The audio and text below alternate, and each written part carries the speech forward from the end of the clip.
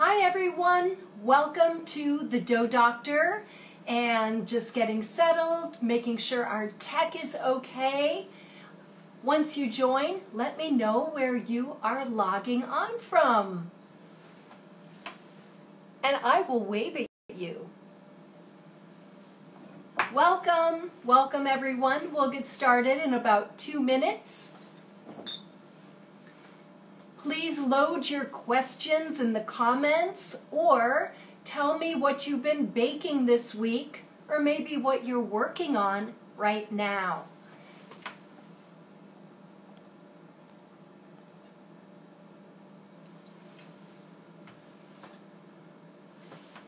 I have a request. I don't know how that works. Hey, from Vegas!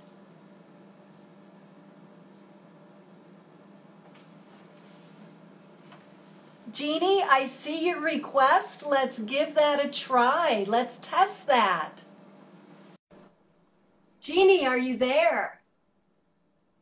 Not sure how this works, you guys.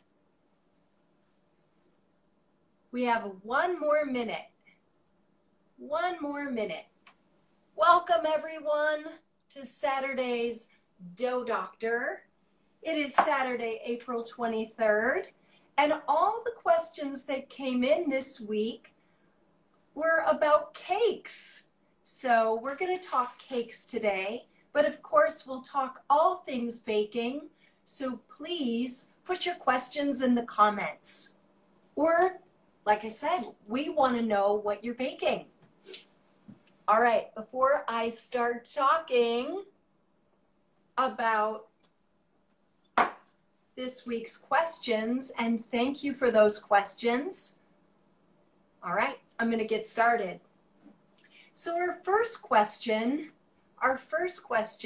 came from one of our bakers who asked, how long does baking powder last in the cupboard? You're going to be surprised. Baking powder lasts about 9 to 12 months. After about 9 months, well, hopefully you're baking so much that you're just going through the container. Here's my suggestion. When you buy baking powder, baking soda, chemical leaveners that do have a shelf life, when you get them home, put the date on them. Just grab a permanent marker and mark the top. Maybe put the year, right? And then you know when you bought it. So you can, because time is just so elastic these days. So that's my recommendation.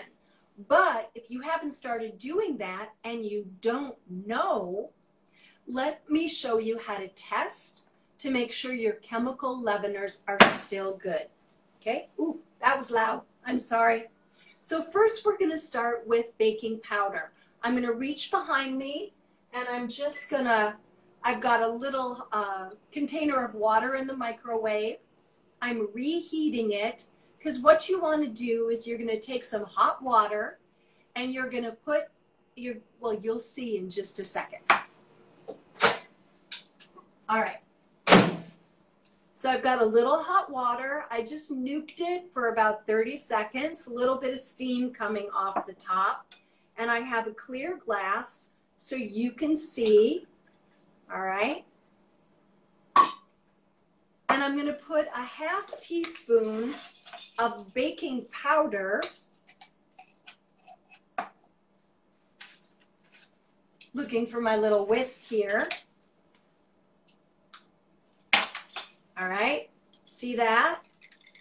And if it fizzes, see the fizz? Then your baking powder is perfectly good. No fizz? Well, put it on your list and get another container because it's really important that our chemical leaveners are fresh. Otherwise, they won't react as strongly as in our batters, and that could affect your volume. So let's recap. To test baking powder, you want to heat some water, dump in a ½ teaspoon, and look for the fizz. It should look exactly like, I don't know if anybody remembers what this looks like, but Alka-Seltzer. All right, so now, and you're gonna label those containers when you bring them home before you even put them in the cupboard. So this is my baking soda, and that cardboard box just does not feel friendly to me in my baking pantry.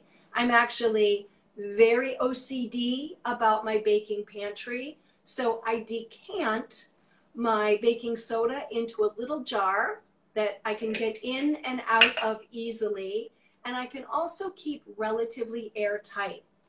So our test for baking soda freshness, because baking soda reacts with acid, is plain old vinegar. It doesn't have to be white vinegar. It can be any kind of vinegar. No heating. Just pour a little vinegar, like just a couple tablespoons, into a cup, and a quarter teaspoon of baking soda. Look at that. It's alive. So this baking soda is fine, and I can put it back in my baking cupboard and not worry about it. So it's about a quarter cup of vinegar, and that was a quarter teaspoon of baking soda, because baking soda really puffs up. You know what? The baking soda is more like Alka-Seltzer, and that makes sense because baking soda is it's a major ingredient in Alka-Seltzer. All right, everyone, any questions about that? Any questions about chemical leaveners and freshness? No? Okay, I did see a couple questions come in, so before I go into previous questions, I want to tackle a question in the chat. There was a question that came in about cake mixes, and one of our bakers asked if I was opposed to using cake mixes. Absolutely not. Now, not to shock you, I am a committed scratch baker, but cake mixes are fascinating, and sometimes they are a better option. You might be time challenged. There might be a combination of factors. So they can be a very, very good choice. Plus, the mixing is very straightforward. The ingredients to add to the mix are very straightforward, usually water, eggs, and vegetable oil, but you can customize. And there is a great series called The Cake Doctor. I bet some of you know about these books. I forgot the author's name the author's name has gone out of my head, but I really highly recommend. One thing about a cake mix, if you have some favorites that you can customize, then in your baker's toolbox, you have a quick, easy, and delicious cake or cupcakes. You can throw these together quickly. No one will know. Maybe some highly refined palate will know, but it's rare. So anyway, yeah, cake mixes, absolutely, absolutely. And check out that Cake Doctor series. Pretty fascinating stuff. All right, so we nailed the cake mixing questions. And then another question came in about macarons. And one of our bakers is asking, this is a great question, how long do I recommend leaving your macarons out to skin? So let's break that down. What our baker means is, how long do I recommend you let macarons sit out till they form a skin? What I want you to think about, my macaron bakers, is that, first of all, if we pipe our macarons and put them right in the oven, they will all crack. The purpose of drying the macarons is because that drying process creates a little surface tension.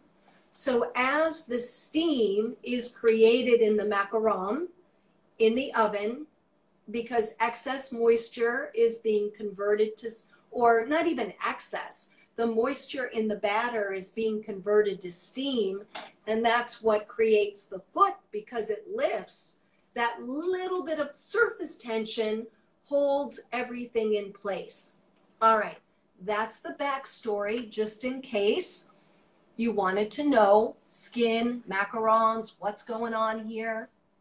The answer is it depends where you live. However, they never dry longer than an hour. If they dry longer than an hour, things get weird.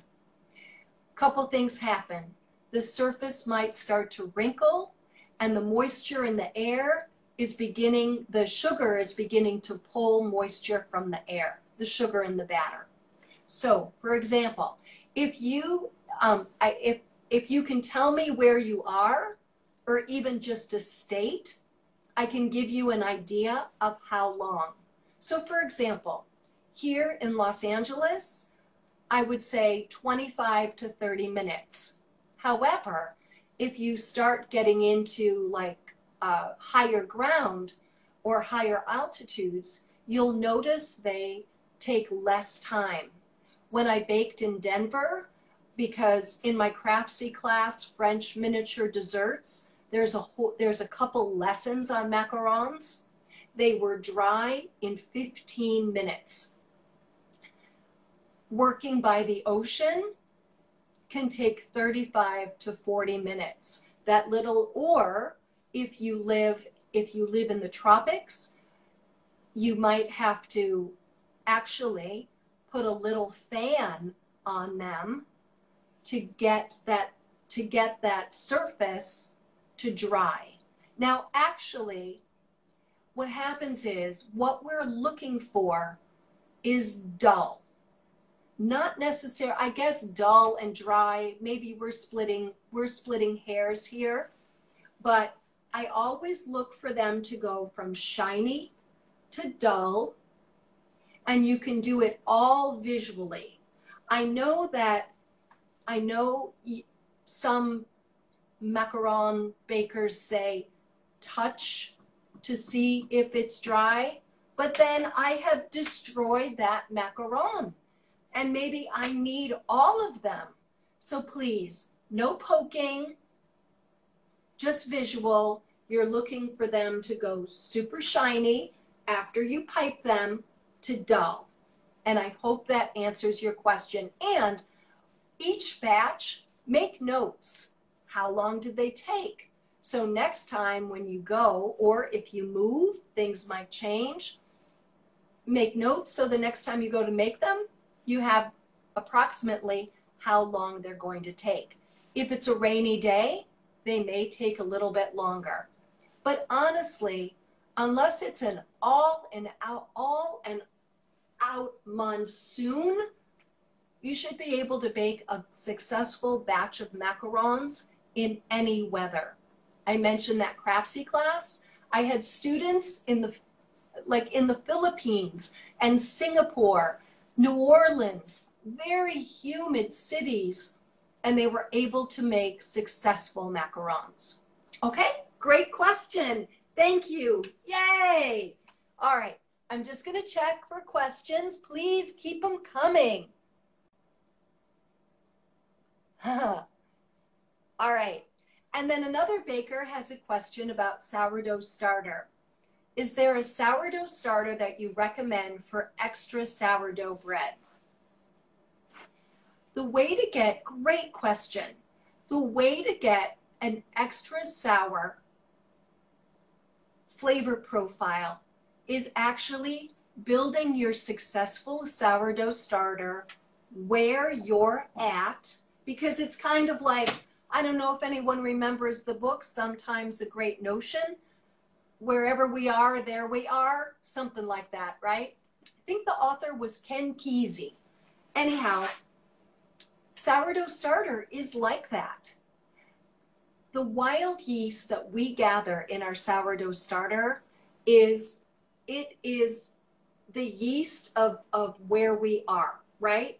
So if you think about San Francisco sourdough bread and that lovely tang and that lovely bite, okay, San Francisco is uniquely poised to really produce great sourdough starter. Los Angeles, actually, less so.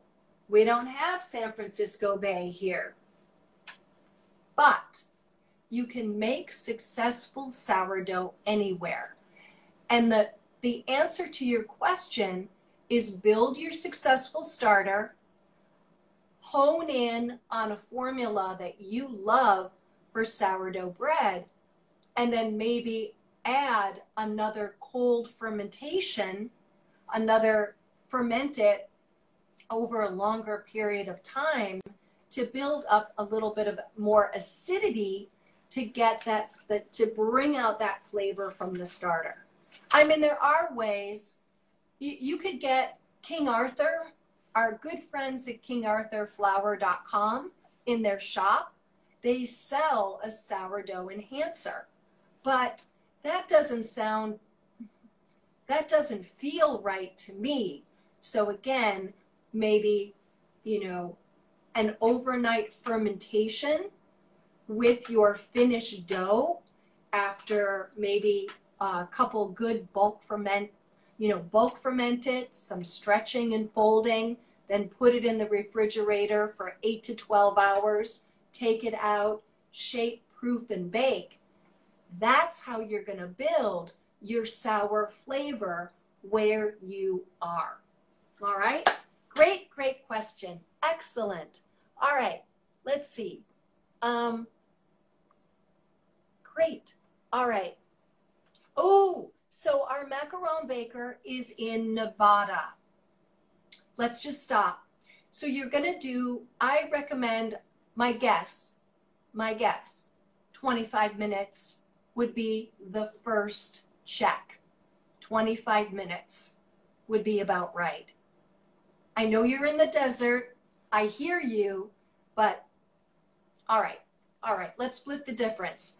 Check in 20, but gentlemen, ladies bet, they'll be ready to bake in about 25. Get back to me on that. Let me know. All right? Perfect. Okay, so next question is about shaping rolls. Our baker is asking, when I make plain dinner rolls, I get some tails that they look like commas. Okay, follow-up question. This sounds like you're shaping knots. So I would recommend make sure that there's no loose ends. Now, I'm making that sound really simple, but make sure that everything is as tucked in as possible, and DM me and I can send you a roll shaping guide. Maybe I can post something for everyone because I want everyone to get as much information as possible. Okay? All right, great, awesome. So the next question is about another question about dinner rolls. If you want to freeze dinner rolls, at what point would you stop? Great question. Okay, a typical dinner roll dough is at about, usually they're made with milk. They can be made with water. They're at about 64-65% hydration. So some butter, some sugar. The dough itself does not freeze well. I'm not saying you couldn't freeze it, but it's not a great freezer. Usually doughs that are full of fat freeze much better than doughs that aren't. So don't freeze the dough, all right? So if a dough doesn't freeze well, then shaped rolls are not going to freeze well before proofing and baking, all right? So here's your real option. Let me just get to the chase. You're going to make them start to finish, fully bake them, let them cool, freeze them. I'd recommend like Ziploc freezer bags, And you can even double bag, and you can reuse all these bags. Like, God, I'm gonna truly sound, if anybody remembers, never mind, wait, hold on.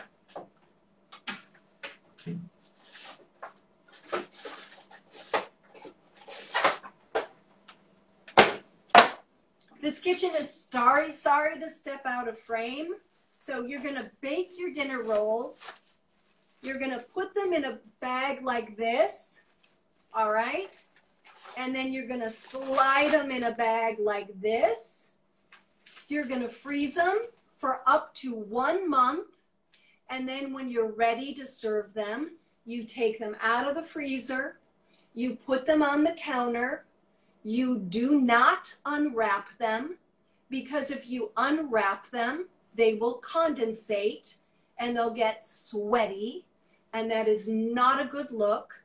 So after a couple hours, budget 4 hours to fully thaw them. Before you serve them, you're gonna throw them in a 300, put them on a sheet pan. You can put them in a 350-degree oven for 5 minutes, and they'll come right back. When I was a little girl, and my step-grandma used to heat up rolls in a brown bag that she would spritz the outside of the bag with water.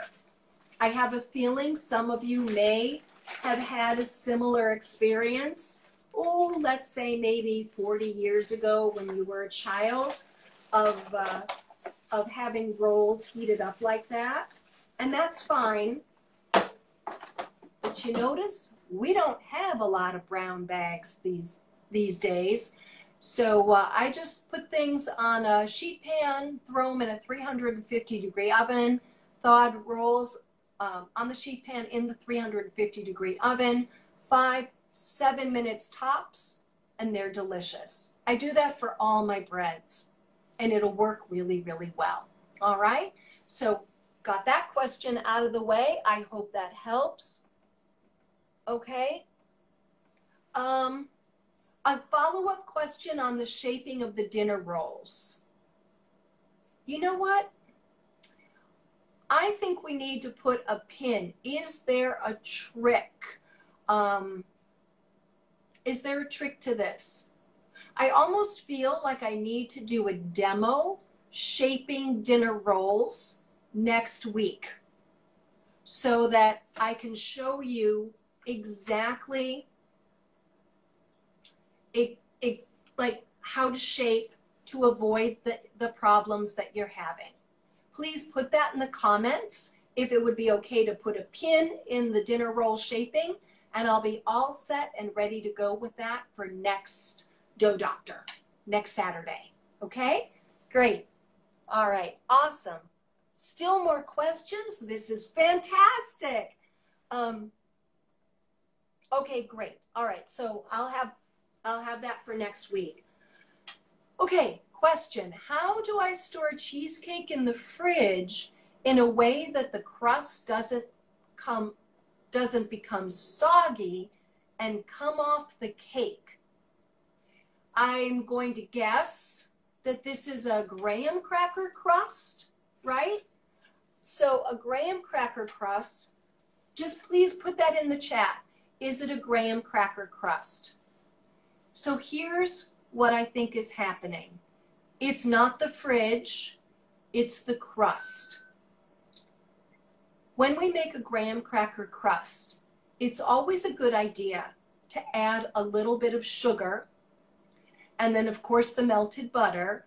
Make sure it packs nicely, but it's not greasy, and then throw it in the oven for about 5 minutes because what you want to do is you want to melt the sugar so it bonds with the graham cracker crumbs and the butter and forms a nice crust.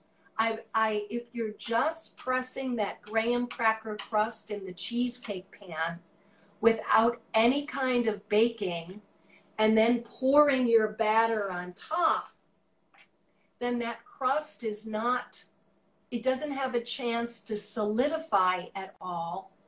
With that heavy cheesecake batter on top of it, the sugar can't melt properly. Does that make sense? So please put it in the chat if you are baking your graham cracker crust ahead. But my guess is that's the issue. It just needs a little bit of a bake to melt the sugar, bond with the graham crackers and the fat so that it stays solid through baking, refrigeration, cutting, serving. All right? Great. I hope that helps. And then the question back to thawing the dinner rolls, that's my approach for thawing all baked goods. Keep them wrapped until they are fully thawed. Don't open them up to the air. Just take them out of the freezer, put them on the counter, walk away, come back a couple hours later, and then set them up. When they're fully thawed, you can unwrap them and they won't condensate. But if any baked good sits on your counter, it's open to the air, the sugar in the baked good, and that goes for the starches in the flour, so it can just be rolls or sourdough bread with no additional granulated sugar. They're gonna pull, it's gonna pull moisture from the air because sugar is hygroscopic. It attracts moisture and it's going to get soggy and get weepy. So for everything, all right? Awesome. So is that a yes, pre-baking the graham cracker crust, or no bake on the graham cracker crust? This is for my cheesecake question. Please put that in the comments. And now I think I've come to the end of our current questions, and I want to get to our demo, which is how to quickly, efficiently roll a sponge cake. Okay? So you are baking that graham cracker crust. Yes. Then I think there's not enough, I'm afraid it doesn't have enough fat in it.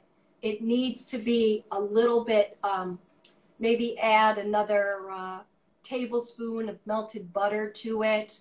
If you can DM me the formula, I can see it. And then I'll talk about it next week so all of you understand how we fixed this cheesecake crust that breaks apart in the refrigerator. Sound good? All right. So last week we had a question, or we had a comment about cake rolls. And actually the baker who asked the question, she tagged me in a beautiful pumpkin roll for, I believe it was a pumpkin roll for Easter. So, but it got in my head and I thought it would be very, it would be very beneficial for you guys to see this on camera. I do have two questions I want to address. Low carb flour be the same as regular flour? So the baker who asked that question, it would depend on the type of low carb flour. So if you can send me like the brand or what you're working with, then I can get you that question. All right? Great. Okay. Oh, also this cheesecake it's cashew butter and it's vegan. All right. So I'm going to ask our baker with the cheesecake just to send me the ingredients for the crust and then take a look at it. So next week we'll reveal our cheesecake findings on the show. All right. So two things: brand of the low carb flour, and then cheesecake crust formula. All right. So you're going to be shocked. Carb quick. All right. I have to be totally honest. I'm going to have to look that up and let you know, but I will let you know. All right. I can message you back. All right. So full disclosure, I baked this sponge cake on Tuesday, I think. And then I stuck it in the refrigerator. There's no room in my freezer, so I wrapped it and I threw it in the fridge. And because it's a cake and it's so full of sugar, it is perfectly fine, all right? So this blows out the notion that we have to roll our cakes, our sponge cakes, or our rolled cakes as quickly as possible, all right? And this recipe I posted last Wednesday. You can go back a couple posts, and also the full recipe, well, the full recipe is posted, but the full step-by-step tutorial is in my Craftsy class, 25 Essential Baking Techniques. Craftsy.com, 25 Essential Baking Techniques. That's the lesson for this cake. In the meantime, all right, so long story, sorry to go on and on. I'm so good at it. So I baked this Tuesday, refrigerated it till this morning, threw it out in its package a couple hours before we started. So the first thing, let me tell you what you're going to need to have on deck. You need a little container of granulated sugar. You also need a piece of parchment paper slightly longer than your cake. And our good friends at Reynolds Wrap make this roll. It's in the aisle with the foils and wraps. Get yourself a box. Then the next thing you're going to do, if I flip this cake over, because the surface is so soft, it's going to stick to my cutting board. So what we're going to do, put it in the chat if you know what the sticky surface of a cake is called. The sticky surface of a cake is called. Put it in the, not the chat, the comments. All right, so because it would stick, and I will tell you if nobody guesses, but flowers do this, and it's the same word as this soft surface that's on the top of every cake. So put it in the comments. All right, so sugar on top, and then what we're gonna do, put your long piece of parchment paper down, and of course it's gonna roll. And then you're going to plop the cake onto the big piece of parchment paper. And I'm gonna pick this up so you can see there is parchment paper stuck to the bottom of this cake. So what you're gonna do, and you might think, why do I have to flip it over? You'll see in a minute. Then the next thing you're gonna do is you're gonna pull off the parchment paper on a diagonal, all right? We have the side that was stuck to the cake, and we have the clean side. Don't throw this away yet. You're gonna take it and you're gonna put it clean side down, all right? And then what you're gonna do, no, I lied. I did lie. Actually, we're all set. I thought I had to flip again, but I don't. We're good. And then what you're gonna do is you've got the bake side, and whatever you want to fill it with, and this is called, I've got guesses, it's called the bloom. This surface of the cake, which you can actually remove with your hand or your finger, is called the bloom. So that's what you learned today. I'm just using a little bit of jam, quick like a bunny for demo purposes. Jam, Nutella, lemon curd, whatever you want. And just quick, quick, quick. I don't want to waste your time. We're almost over time now. Okay. And then what we're going to do, I'm going to start to just roll.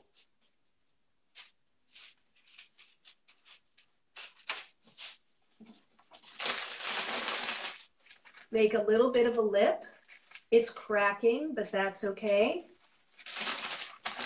And then I'm going to use the parchment paper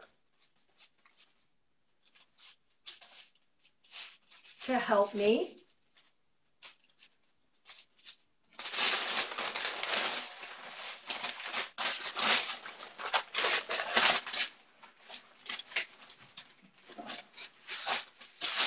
And then once I get it rolled, I take the bottom edge of the parchment paper, I lift it up and over the cake roll. Uh-oh. I stick a ruler in between the cake and the paper, and I hold the lower edge up, and I just use that ruler to tighten the roll. And then this gets rolled up like a Christmas cracker, and you can throw it in the refrigerator, get it nice and cold, and then use it for whatever you want. And that's it. All right, everyone, we are 5 minutes over. Thank you so much for joining me. Fabulous questions. Please join me next week, and I'll have dough ready. We'll talk dinner rolls, and the few loose ends I left, like the low carb flour, I will research and I will get back to you. Thank you so much for joining me. Have a wonderful week. Enjoy your baking, because baking makes life sweet. Take care, everyone. Bye.